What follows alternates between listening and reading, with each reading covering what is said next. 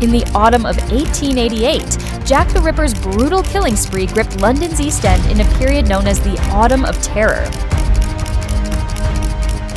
In the dark alleys of Whitechapel, he preyed on vulnerable women, leaving behind a legacy of fear and unsolved mystery.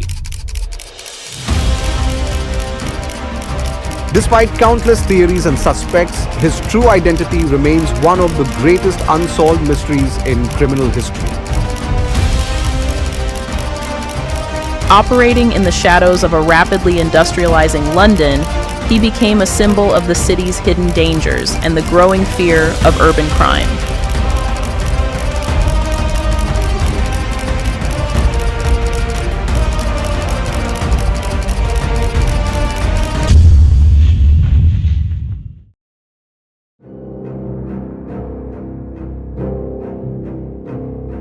The late 19th century was a time of significant change in London.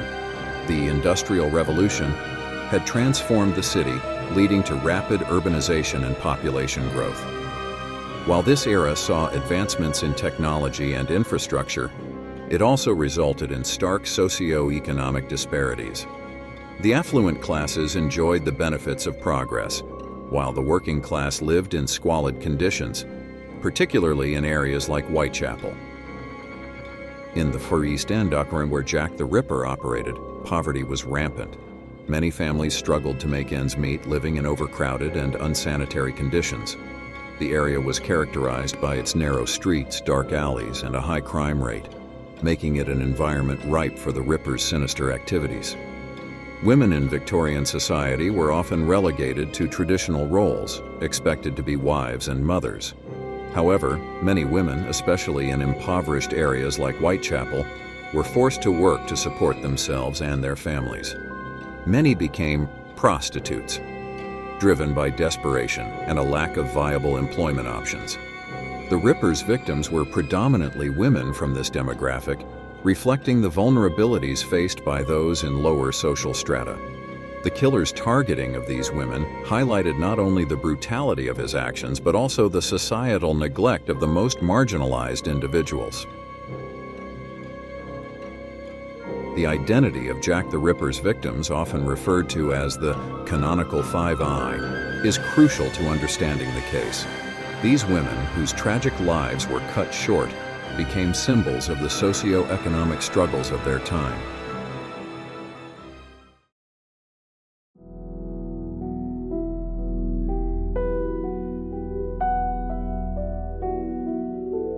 Mary Ann Nichols. The first victim, Mary Ann Nichols, was a 43-year-old woman with a troubled past. She had a history of alcohol abuse and had worked as a domestic servant before turning to prostitution to survive. Her murder set off a wave of fear in Whitechapel as it marked the beginning of a series of brutal killings. Annie Chapman.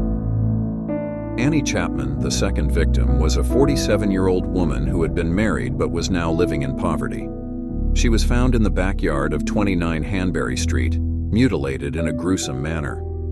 The nature of her murder suggested a level of surgical precision that both horrified and fascinated investigators. Elizabeth Stride. Elizabeth Stride, often referred to as Long Liz, was 44 years old and had a history of working as a prostitute. Her body was discovered in Dutfield's yard, showing no signs of mutilation, leading some to speculate that the Ripper was interrupted during the attack. Catherine Eddowes. Catherine Eddowes was the fourth victim, brutally murdered just an hour after Stride's body was found. Eddowes was 46 years old and had experienced a difficult life marked by poverty and substance abuse. Her murder was particularly savage, showcasing the Ripper's escalating violence. Mary Jane Kelly. The final canonical victim, Mary Jane Kelly, was the most gruesome of all. At 25 years old, she was found in her room at Miller's Court, and the mutilation was far more extensive than in previous cases. Her murder shocked the public and marked the end of the Ripper's spree. The initial response to the murders was hampered by the limitations of Victorian policing. The Metropolitan Police, responsible for law enforcement in London, lacked the modern forensic techniques we have today. They relied heavily on witness statements, which were often unreliable due to the chaos surrounding the murders. Detectives employed rudimentary methods of investigation, including the examination of the crime scene, witness interviews, and the collection of physical evidence. The press played a crucial role in the investigation, publishing appeals for information and publicizing details about the case.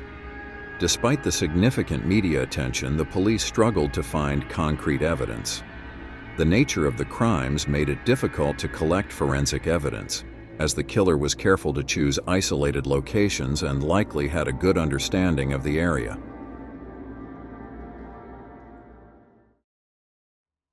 Over the years, many individuals have been proposed as possible suspects in the Jack the Ripper case. Some of the most prominent theories include Montague John Druitt. A barrister and schoolteacher, Druitt was suggested as a suspect due to his mental health issues and the timing of his suicide shortly after the last murder. Some believe he may have been responsible for the killings, while others argue against the lack of direct evidence. Aaron Kosminski. A Polish immigrant and resident of Whitechapel, Kosminski was known to have violent tendencies and was institutionalized for his mental health issues. He was named as a suspect by some investigators at the time, but conclusive evidence remains elusive. Michael Ostrog. A notorious conman and criminal, Ostrog was another name floated as a suspect. However, there is little evidence linking him directly to the murders, and many historians dismiss him as a viable candidate. Theories about the Ripper's motives vary widely. Some believe the killings were sexually motivated, while others suggest they were driven by a desire for power or control. The lack of a clear motive contributes to the enduring mystery surrounding the case.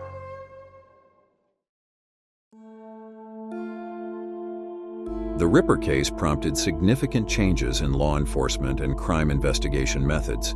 The public outcry for justice led to the establishment of new investigative techniques and the increased use of forensic science in criminal investigations. The Jack the Ripper case has permeated popular culture, inspiring countless books, films, and documentaries. The mystery of the Ripper continues to fascinate historians, criminologists, and the public alike.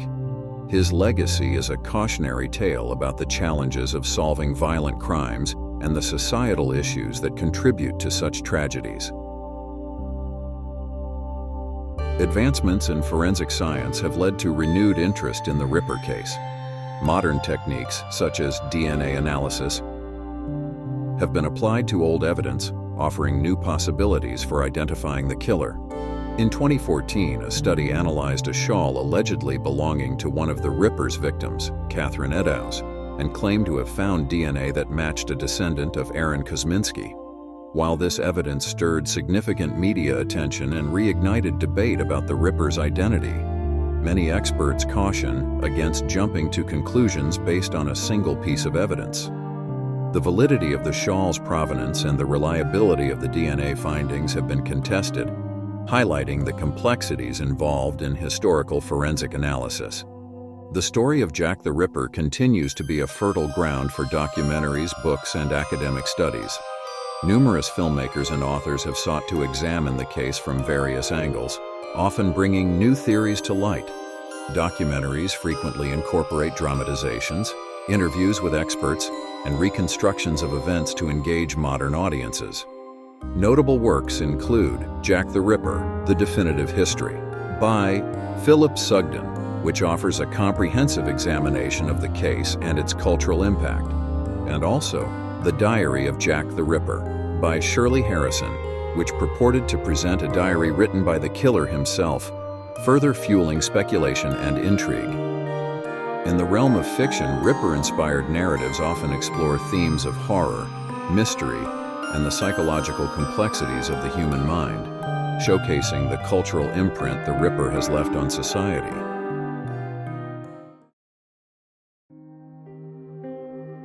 Jack the Ripper remains an enigmatic figure in the annals of crime history. His gruesome acts not only shocked the citizens of Victorian London, but also revealed deeper societal issues related to poverty, gender, and urban life. The case's enduring mystery continues to intrigue researchers, historians, and the general public, serving as a reminder of the challenges faced by law enforcement in understanding and combating violent crime. The legends surrounding Jack the Ripper, shaped by media sensationalism and public fascination, have transformed him into a cultural icon. His story represents a complex interplay between crime, society, and the human psyche, raising questions that remain relevant today. As new forensic techniques emerge and historical analyses evolve, the quest to uncover the true identity of Jack the Ripper may one day reach a conclusion. Until then, he remains a symbol of the dark side of humanity, a ghost haunting the streets of Whitechapel and the collective consciousness of society.